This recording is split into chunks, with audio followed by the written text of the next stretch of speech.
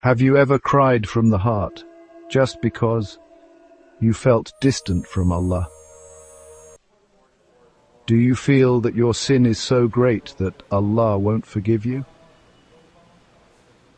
But listen, Allah says in the Qur'an, La taqnatoo min rahmatillah. Never despair of my mercy. No matter how much you have sinned, no matter how many times you have been broken, that Lord lifts you up every time. Just turn back once and see. Shaitan says it's too late now. But Allah says, come back, I will forgive all your mistakes. So why have you stopped?